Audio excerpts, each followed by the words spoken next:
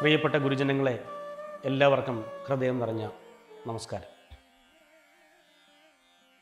നമ്മുടെ രാമായണ പാരായണ പ്രഭാഷണ സപര്യയിലെ അവസാനത്തെ ഇതളാണിത്. ഇതോടുകൂടി പുലർച്ചെയുള്ള നമ്മുടെ കാണലുകൾ അവസാനിക്കുകയാണ്.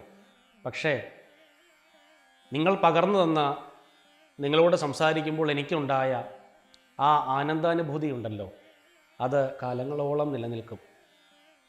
ആ ധന്യത ഉള്ളിൽ വെച്ചുകൊണ്ടാണ് അവസാനത്തെ അധ്യായത്തിലേക്ക് നമ്മൾ കടക്കുന്നത്. വാനരാദികളുടെ അനുഗ്രഹവും വാനരാദികൾക്കുള്ള അനുഗ്രഹവും രാമൻ്റെ രാജ്യഭാര ഫലവും, അതുപോലെ തന്നെ രാമായണത്തിൻ്റെ ഫലശ്രുതിയും കൂടി വായിച്ചും പറഞ്ഞും നമ്മൾ അവസാനിപ്പിക്കും. വിശ്വംഭരാ പരിപാലനവും ചെയ്ത് വിശ്വനാഥൻ വസിച്ചിടും ദശാന്തരേ, സസ്യസമ്പൂർണമായി വന്നിതവനിയും ഉത്സവയുക്തങ്ങളായി ഗ്രഹങ്ങളും വൃക്ഷങ്ങളെല്ലാം അതിസ്വാദു സംയുത പക്വങ്ങളോടു കലർന്നു നിന്നിടുന്നു. ദുർഗന്ധ പുഷ്പങ്ങൾ അക്കാലമൂഴിയിൽ സദ്ഗന്ധയുക്തങ്ങളായി വന്നിതൊക്കവേ, 100,000 തുരകങ്ങൾ പശുക്കളും 100,000 പുറം പിന്നെയും 30 കോടി സുവർണഭാരങ്ങളും സുബ്രാഹ്മണർക്കു കൊടുത്തു രഘൂത്തമൻ. വസ്ത്രാഭരണമാല്യങ്ങൾ അസംഖ്യമായി പൃഥ്വീസുരോത്തമന്മാർക്കു നൽകിയിടിനാൻ. സ്വർണരത്നോജ്വലം മാല്യം മഹാപ്രഭം വർണ്ണവൈചിത്ര്യമനർഘം അനുപമം. ആദിത്യപുത്രനു നൽകിനാൻ ആദരാൽ ആതിഥേയാധിപപുത്രതനയനും അംഗദദ്വന്ദ്വം കൊടുത്തോരനന്തരം മംഗലാപാംഗിയാം സീതയ്ക്കു നൽകിനാൻ. മെരുവും ലോകത്രയവും കൊടുക്കിലും പോരാവില, അതിനങ്ങനെയുള്ളൊരു ഹാരം കൊടുത്തതു കണ്ട് വൈദേഹിയും പാരം പ്രസാദിച്ചു മന്ദസ്മിതാന്വിതം കണ്ട ദേശത്തിങ്കൽ നിന്നങ്ങെടുത്തിട്ട് 2 കൈ കൊണ്ടും പിടിച്ചു നോക്കിയിടിനാൾ ഭർത്തൃമുഖാബ്ജവും മാരുതിവക്ത്രവും. മധ്യേ മണിമയമാകിയ ഹാരവും. ഇംഗിതജ്ഞൻ പുരുഷോത്തമൻ അന്നേരം മംഗലദേവതയോടു ചൊല്ലിയിടിനാൻ. ഇക്കണ്ടവർകളിൽ ഇഷ്ടനാകുന്നതാരുൾക്കമലത്തിൽ നിനക്കു മനോഹരേ, നൽകിയിടവന് നീ മറ്റാരുമില്ല നിന്നാകുത ഭംഗം വരുത്തുവാനോമലേ എന്നതു കേട്ടു ചിരിച്ചു വൈദേഹിയും മന്ദം വിളിച്ചു ഹനുമാനു നൽകിനാൾ. ഹരവും പൂണ്ടു വിളങ്ങിനാൻ ഏറ്റവും മാരുതിയും പരമാനന്ദ സംയുതം. അഞ്ജലിയോടു തിരുമുമ്പിൽ നിന്നിടും അഞ്ജനാപുത്രനെ കണ്ട് രഘുവരൻ മന്ദമരികെ വിളിച്ചരുൾ ചെയ്തിതു. ആനന്ദപരവശനായി മധുരാക്ഷരം.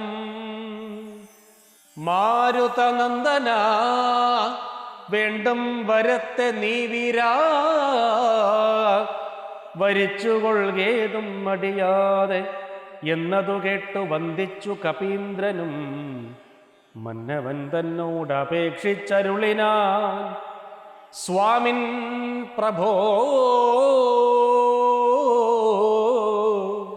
സ്വാമിൻ പ്രഭോ,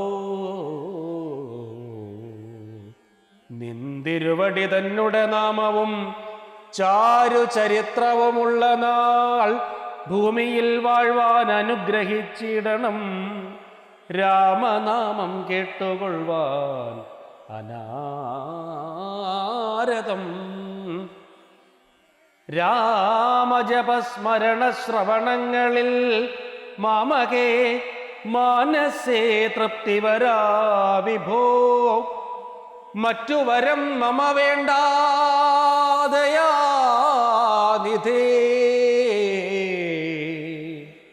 മുറ്റുമിളക്കമില്ലാതൊരു ഭക്തിയുമുണ്ടായിരിക്കണം എന്നതു കേട്ടൊരു പുണ്ടരീകാക്ഷൻ അനുഗ്രഹം നൽകിനാൻ. മൽക്കഥയുള്ള നാൾ മുക്തനായി വാഴുക നീ, ഭക്തി കൊണ്ടേ വരൂ ബ്രഹ്മത്വവും സഖേ. ജാനകീ ദേവിയും ഭോഗാനുഭൂതികൾ താനേ വരികെന്ന് അനുഗ്രഹിച്ചിടിനാൾ. ആനന്ദബാഷ്പ പരീക്ഷിതനായവൻ വീണു നമസ്കൃത്യ പിന്നെയും പിന്നെയും രാമസീതാജ്ഞയാ പാരം പണിപ്പെട്ട് രാമപാദാബ്ജവും ചിന്തിച്ചു ചിന്തിച്ചു ചെന്ന് ഹിമാലയം പൊക്കു തപസ്സിനായി. പിന്നെ ഗുഹനെ വിളിച്ചു മനുവരൻ, ഗച്ഛ സഖേ പുരം ശൃംഗിവേരം ഭവാൻ, മച്ചരിതങ്ങളും ചിന്തിച്ചു വാഴ്ക നീ. ഭോഗങ്ങളെല്ലാം ഭുജിച്ച് ചിരം പുനരേകഭാവം ഭജിച്ചിടുകെന്നോടു നീ. ദിവ്യാംബരാഭരണങ്ങളെല്ലാം കൊടുത്ത് അവ്യാജഭക്തന് യാത്ര വഴങ്ങിനെ. ശ്രീരാമന്റെ രാജ്യഭാരഫലം.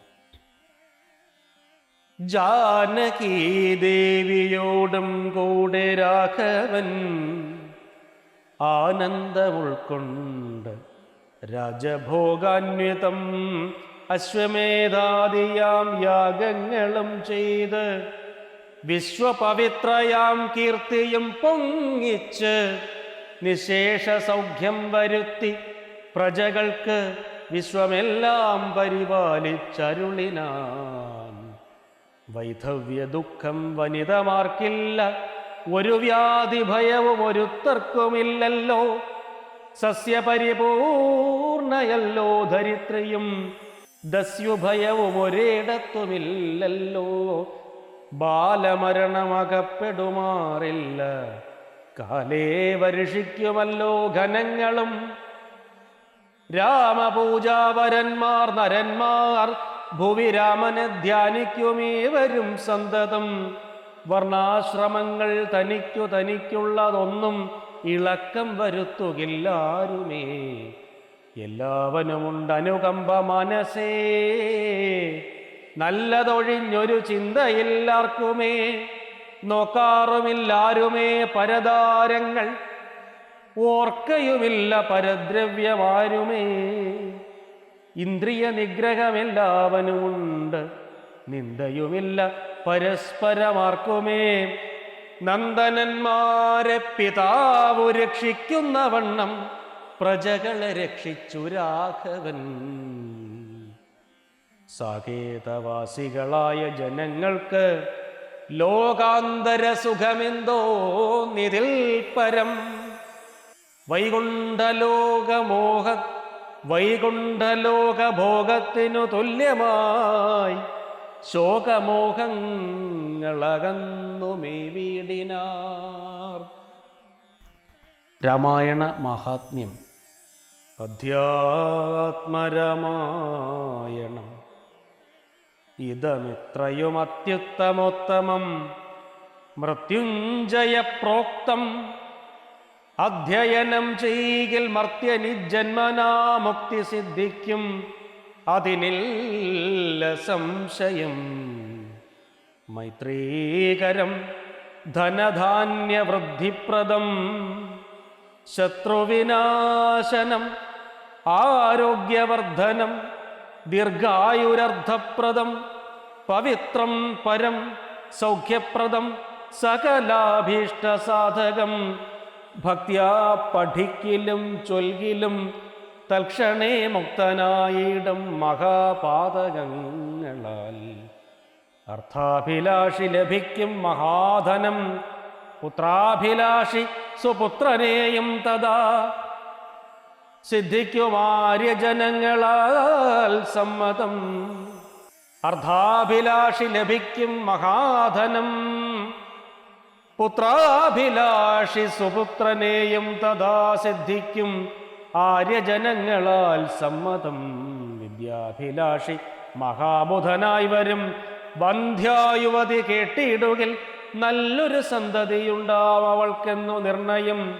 ബദ്ധനായുള്ളവൻ മുക്തനായി വന്നിടും, അർത്ഥാർത്ഥി കേട്ടിടിൽ അർദ്ധവാനായി വരും. ദുർഗങ്ങളെല്ലാം ജയിക്കായി വരും, അതിദുഃഖിതൻ കേൾക്കിൽ സുഖിയായി വരും അവൻ. ഭീതനിതു കേൾക്കിൽ നിർഭയനായി വരും, വ്യാധിതൻ കേൾക്കിൽ അനാതുരനായി വരും.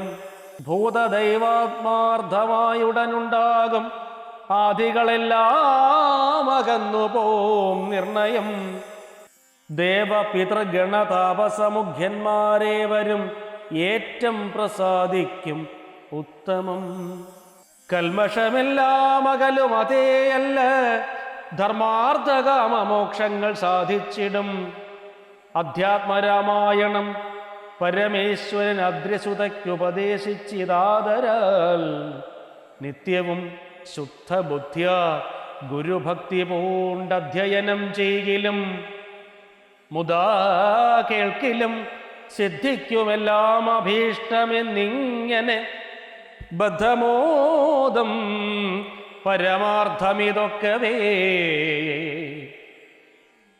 ഭക്തിയാ പറഞ്ഞടങ്ങി കിളിപ്പൈതലും ചിത്തം തെളിഞ്ഞു കേട്ടു മഹാലോകരും. ഇത്യധ്യാത്മരാമായണേ ഉമാമഹേശ്വര സംവാദേ യുദ്ധകാണ്ഡം സമാപ്തം. ശ്രീരാമ രാമ രാമ ശ്രീരാമ രാമ രാമ ശ്രീരാമ രാമ രാമ ശ്രീരാമ രാമ രാമ. നാരായണായ നമോ നാരായണായ നമോ നാരായണായ നമോ നാരായണായ നമ. ശ്രീരാമപാദഭക്തി കൊണ്ട് ശുദ്ധാത്മാവായ ശാരിക പൈതലേ നീ ചൊല്ലടോ രാമായണം. ചൊല്ലുവനെങ്കിൽ കേട്ടുകൊള്ളുവിനെല്ലാവരും, നല്ല സൽക്കഥ ഇത് കല്യാണപ്രദമല്ലോ. പ്രിയപ്പെട്ടവരെ, ശ്രീരാമൻ രാജ്യാഭിഷേകമേറ്റതിന് ശേഷമുള്ള അവസ്ഥ എന്താണെന്നാണ് പറയുന്നത്. ആദ്യം രാമൻ്റെ രാജ്യഭാര ഫലവും അതിനു മുമ്പ് വാനരാദികളോടുള്ള അനുഗ്രഹവും.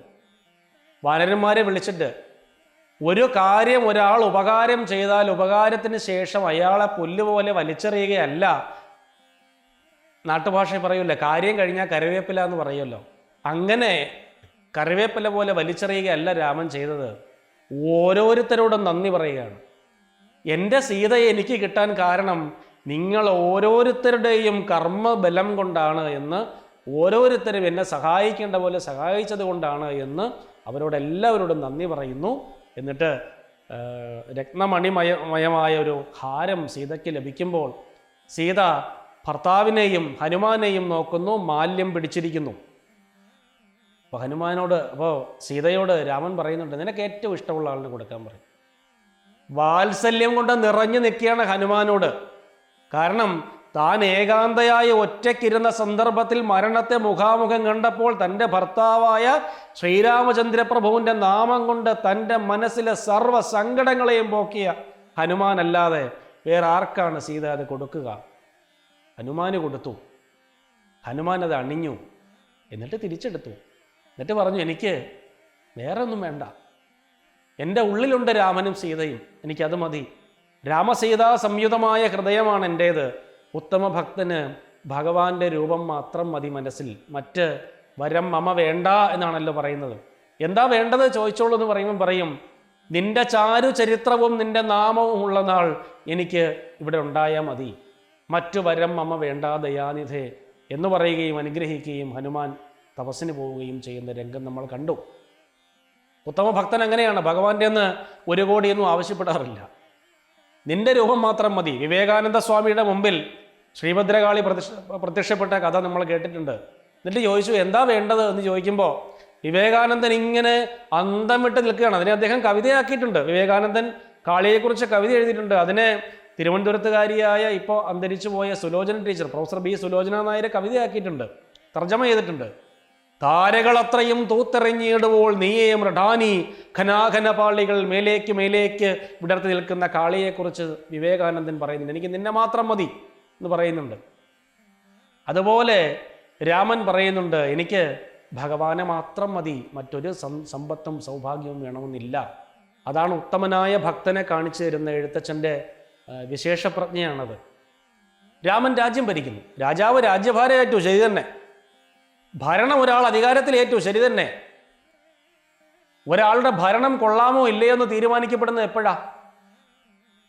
ജനതയ്ക്ക് ഒരു സങ്കടം വരുമ്പോൾ, ജനതയ്ക്ക് വല്ലാതെ സങ്കീർണമായ ജീവിത സാഹചര്യങ്ങൾ വരുമ്പോൾ ആ ഭരണാധികാരി അവരോടൊപ്പമുണ്ടോ ഇല്ലയോ എന്ന് ചിന്തിക്കുമ്പോഴാണ്. വെള്ളപ്പൊക്കം വരുന്നു, വറുതി വരുന്നു, മാരകമായ ആദിവ്യാധികൾ വരുന്നു. ആ സമയത്ത് ഭരണാധിപൻ ആരോടൊപ്പമായിരുന്നു? ഭരണാധിപൻ ഈ സങ്കടം അനുഭവിക്കുന്ന ജനങ്ങളോടൊപ്പം മുങ്ങിത്താഴുന്നവന് കൈ കൊടുക്കാനായിരുന്നോ നിന്നത് എന്ന് ചോദിക്കുന്നിടത്താണ് ഏറ്റവും വലിയ പ്രജാക്ഷേമ തൽപരനായ രാജാവിനെ നമുക്ക് കാണാൻ കഴിയുന്നത്. ശ്രീരാമചന്ദ്രനെ കുറിച്ച് പറയുന്നു, ശ്രീരാമൻ രാജ്യഭാരമേറ്റതിന് ശേഷം സസ്യസമ്പൂർണമായി വന്നു പ്രകൃതിയും. വേദങ്ങളിൽ പറയുന്നു, ഈ രാജാവിൻ്റെ ഭരണത്തിൻ്റെ ഗുണം പ്രകൃതി തന്നെ കാണിച്ചു തരും എന്നാണ്. സസ്യസമ്പൂർണമായി പ്രകൃതി. അന്നോളം ദുർഗന്ധം വമിച്ചിരുന്ന പൂക്കളെല്ലാം സുഗന്ധവാഹികളായി, അന്നോളം കഴിക്കുന്ന കായകളെല്ലാം മധുരഫലങ്ങളായി. എല്ലാവരും നല്ലതേ പറയുന്നുള്ളൂ, നല്ലതേ ചെയ്യുന്നുള്ളൂ. മറ്റാരെയും ആരും തങ്ങളിൽ ദ്രോഹിക്കുന്നില്ല. അതിന് എഴുത്തച്ഛൻ ഒറ്റ വാക്കിൽ അതിനെ ബന്ധിപ്പിക്കുന്ന എങ്ങനെയാണെന്നറിയാമോ? നന്ദനന്മാരെ പിതാവ് രക്ഷിക്കുന്ന വണ്ണം പ്രജകളെ രക്ഷിച്ചു രാഘവൻ. അച്ഛൻ മക്കളെ പരിരക്ഷിക്കുന്നത് പോലെയാണെന്നാണ്. കാരണം മക്കൾ ചോദിക്കാതെയാണ് അച്ഛൻ പലതും ചെയ്തു കൊടുക്കുന്നത്. അച്ഛാ എനിക്ക് വിശക്കുന്നു എന്ന് പറഞ്ഞിട്ടല്ല അച്ഛൻ മക്കൾക്ക് ആഹാരം വാങ്ങിക്കൊടുക്കുന്നത്. അച്ഛാ എനിക്കൊരു ഉടുപ്പ് വാങ്ങി തരുമെന്ന് പറഞ്ഞിട്ടല്ല ഉടുപ്പ് വാങ്ങിക്കൊടുക്കുന്നത്. അച്ഛാ എന്നെ സ്കൂളിലാക്കൂ എന്ന് കുട്ടി പറഞ്ഞിട്ടല്ല അച്ഛൻ അവനെ സ്കൂളിലാക്കുന്നത് അല്ലെങ്കിൽ അവളെ സ്കൂളിലാക്കുന്നത്. എല്ലാം കണ്ടറിഞ്ഞ് മുന്നേ ചെയ്യുന്നവനാണ് ഭരണാധികാരി. അതാണ് എൻ്റെ പ്രത്യേകത. അങ്ങനെ ചെയ്യുന്ന ശ്രീരാമചന്ദ്രനെയാണ് രാമായണത്തിൽ എഴുത്തച്ഛൻ കാണിച്ചു തരുന്നത്. അങ്ങനെയാകണം നല്ല ഭരണാധികാരി എന്നാണ് എഴുത്തച്ഛൻ ഇന്നോളമുള്ള ഭരണാധികാരികളോട് പറഞ്ഞുകൊണ്ടേയിരിക്കുന്നത്. ജനങ്ങൾക്കൊരു ബുദ്ധിമുട്ടുണ്ടാകുമ്പോൾ നിങ്ങൾ എങ്ങനെ പ്രവർത്തിക്കുന്നു എന്നതനുസരിച്ചാണ് ജനങ്ങൾ നിങ്ങളെ മനസ്സിലേറ്റുന്നത് എന്ന് എഴുത്തച്ഛൻ ആവർത്തിച്ച് പറഞ്ഞുകൊണ്ടിരിക്കുന്നു. സമകാലിക സന്ദർഭങ്ങൾ അടക്കം വച്ച് നോക്കുമ്പോൾ നമുക്കത് മനസ്സിലാവും. എഴുത്തച്ഛൻ ആവർത്തിച്ചത് സംസാരിച്ചുകൊണ്ടേയിരിക്കുന്നു നമ്മളോട്. ഇന്നും ആ എഴുത്തച്ഛൻ അങ്ങനെ പറഞ്ഞുകൊണ്ടേയിരിക്കുന്നത് കൊണ്ടാണ് അധ്യാത്മരാമായണം ഇന്നും ലൈവായി നിൽക്കുന്ന കൃതിയായി നമ്മുടെ ഉള്ളിൽ ഇരിക്കുന്നത്. അതാണ് ഏറ്റവും പ്രധാനപ്പെട്ട കാര്യം. ഒരു കൃതി ക്ലാസിക്കാവുന്നത് എങ്ങനെയാണ്? ധർമാർത്ഥ കാമമോക്ഷാണാം ഉപദേശ സമന്വിതം പൂർവവൃത്തം കഥായുക്തം ഇതിഹാസം പ്രചക്ഷത എന്നാണ് ലക്ഷണം തന്നെ. എല്ലാ കാലത്തും പ്രസക്തമായതാണ് ഇതിഹാസത്തിൻ്റെ ദർശനം. ആ ദർശനത്തിലാണ് ഞാനിതിനെ കാണുന്നത്. രാമായണം വായിക്കുന്നതിലൂടെ കിട്ടുന്ന പുണ്യത്തെക്കുറിച്ചും കൂടി എഴുത്തച്ഛൻ പറഞ്ഞാണ് ഇത് അവസാനിപ്പിക്കുന്നത്. ഒരു കൃതി വായിച്ചാൽ നമുക്ക് എന്ത് കിട്ടും? ഒരു കൃതി വായിക്കുമ്പോൾ സംവിത് വിശ്രാന്തിയാണ് കിട്ടുന്നത്. സാഹിത്യം കൊണ്ട്, കല കൊണ്ട്, സർഗാത്മകത കൊണ്ട് എന്താണ് ഗുണമെന്ന് ചോദിച്ചാൽ ഭരതമുനി നാട്യശാസ്ത്രത്തിൽ പറയും, ഉത്തമാധമമധ്യാനാം നരാണാം കർമ്മസംശ്രയം ഹിതോപദേശജനനം ധൃതിക്രീഡ സുഖാധികൃത് ദുഃഖാർത്താനാം ശ്രമാർത്താനാം ശോകാർത്താനാം തപസ്വിനാം വിശ്രാന്തി ജനനം കാലേ നാട്യമേ തദ് ഭവിഷ്യതി എന്നാണ്. അതിൽ നാട്യം എന്ന് പറഞ്ഞാൽ കല തന്നെയാണ്, അല്ലെങ്കിൽ കവിത തന്നെയാണ്, കൃതി തന്നെയാണ്. ഉത്തമനോ മധ്യമനോ അധമനോ ആരോ ആയിക്കൊള്ളട്ടെ, അവൻ്റെ സങ്കീർണമായിരിക്കുന്ന, കലുഷിതമായിരിക്കുന്ന, പ്രശ്നസങ്കീർണമായ മനസ്സിനെ സംവിത് വിശ്രാന്തിയിലേക്ക് നയിക്കാൻ കഴിയുന്ന, പുണ്യം പ്രദാനം ചെയ്യാൻ കഴിയുന്നത് എന്തോ അതാണ് നല്ല കൃതി. അങ്ങനെ നോക്കുമ്പോൾ അധ്യാത്മരാമായണം കാലങ്ങളോളം നിലനിൽക്കാൻ പോകുന്ന കരുത്തുള്ള നല്ല കാവ്യമാണ്. വേദാന്ത സംയുതമായ നല്ല കാവ്യമാണ്. ഈ കാവ്യം കഴിഞ്ഞ ദിവസങ്ങളിലൊക്കെ ഒരു മാസക്കാലം നമ്മളിങ്ങനെ മുഖാമുഖം കാണുന്നു, സംസാരിക്കുന്നു, രാമായണം വായിക്കുന്നു, അതിൻ്റെ കഥ അവതരിപ്പിക്കുന്നു. ഇതിനൊക്കെ ഇടയാക്കിയ ശ്രീരാമചന്ദ്രനെ ഹൃദയം കൊണ്ട് നമസ്കരിക്കുന്നു. എന്നെ ഇതിന് നിയോഗിച്ച ന്യൂസ് 18 ചാനലിനോടുള്ള എല്ലാവിധമായ നന്ദിയും അറിയിക്കുന്നു. എന്നെ കേട്ട ഈ ഒരു മാസക്കാലവും വളരെ സ്നേഹപൂർവ്വം എന്നെ കേട്ട, വഴിയിൽ വെച്ച് എവിടെ വെച്ച് കാണുമ്പോഴും ഞങ്ങൾ കാണാറുണ്ട് എന്ന് പറഞ്ഞ് വാത്സല്യപൂർവ്വം ചേർത്തണച്ച നിങ്ങൾ ഓരോരുത്തരെയും ഞാൻ ഹൃദയം കൊണ്ട് നമസ്കരിക്കുന്നു. നമ്മുടെയൊക്കെ ഉള്ളിൽ തെളിഞ്ഞ രാമത്വത്തോടെ എഴുത്തച്ഛൻ്റെ വാക്കുകൾ എന്നും നിലനിൽക്കുമാറാകട്ടെ. നന്ദി, നമസ്കാരം.